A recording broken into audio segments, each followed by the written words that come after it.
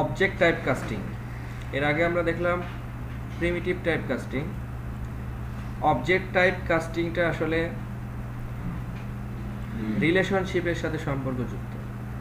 অর্থাৎ গতদিন আগের ক্লাসে আমরা যে ইনহেরিটেন্স দেখলাম, দ্যাট মিনস আমরা ওই যে কোভেরিয়েন্ট রিটার্ন দেখছিলাম। কোভেরিয়েন্ট রিটার্নে হচ্ছে এক টাইপ আর একটা টাইপকে রিটার্ন করতে পারে। ওই আরেকটা টাইপ হয় কি আসলে ওটার সাব টাইপ হয়। তো ঠিক একইভাবে আমরা এই যে অবজেক্ট টাইপে কাস্ট কেবলমাত্র তখনই করতে পারবো যখন এই দুইটা ক্লাসের ভিতরে রিলেশনশিপ থাকবে। যেমন অ্যানিমেল ক্লাসটাকে ক্যাট ক্লাস এক্সটেন্ড করছে, তাহলে ক্যাট ক্লাসের সাথে অ্যানিমেল ক্লাসের একটা রিলেশনশিপ তৈরি হবে।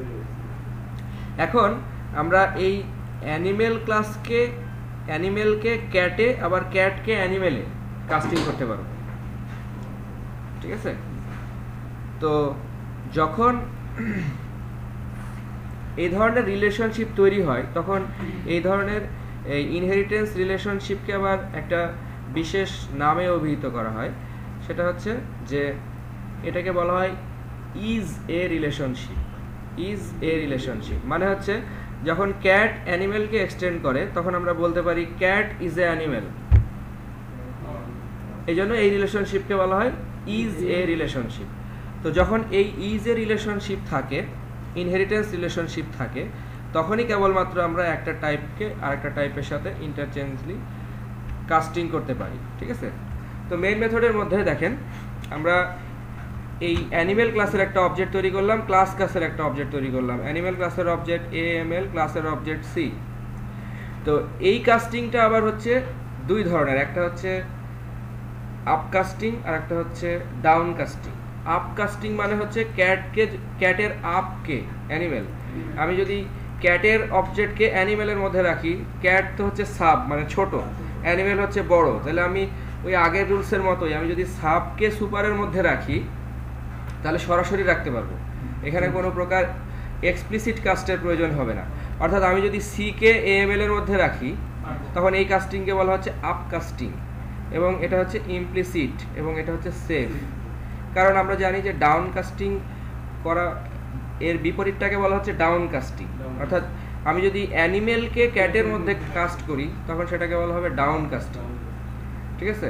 তো সেক্ষেত্রে ওই যে যেমন ন্যারোয়িং আর ওয়াইডেনিং, সেজন্য আপ কাস্টিংটা হচ্ছে সেফ। কিন্তু যদি এটাকে আমরা ন্যারোয়িং করি তখন এটা অতটা সেফ না, ঠিক আছে? তারপর আমরা এটাকে করতে পারবো, সেক্ষেত্রে এক্সপ্লিসিট করা লাগবে। অর্থাৎ এখানে আমরা দুইটা অবজেক্ট তৈরি করছি, অ্যানিমেলের আর ক্যাটের। এখন আমরা ক্যাটকে সরাসরি অ্যানিমেলের মধ্যে রাখলাম, এটাকে বলা হচ্ছে আপ কাস্টিং। এখন আমরা দেখব যদি আমরা অ্যানিমেলকে যদি ক্যাটের মধ্যে রাখতে চাই তাহলে এটাকে ক্যাটে কাস্ট করতে হবে, এবং এটাকে বলা হচ্ছে ডাউন কাস্টিং, ঠিক আছে? এটাকে বলা হচ্ছে ডাউন কাস্টিং। বলা হচ্ছে converting an instance of a sub class to an instance of a super class lose the information, ঠিক আছে? Down casting is always explicit. That means আমরা যখন অ্যানিমেল ক্লাসকে ক্যাট ক্লাসের মধ্যে রাখতে চাবো তখন আমাদেরকে অবশ্যই এক্সপ্লিসিটলি কাস্ট করতে হবে, এবং এটাকে বলা হচ্ছে ডাউন কাস্টিং, ঠিক আছে? আর এই ব্যাখ্যাটা ছিল হচ্ছে উপরেরটার জন্য, এটা হচ্ছে আপ কাস্টিং এর ক্ষেত্রে, যে converting an instance to an, এটা হচ্ছে আপ কাস্টিং এর জন্য, যে এখানে কোনো প্রকার কাস্টিং আমাদের দরকার নাই, ঠিক আছে? No cast needed for up casting.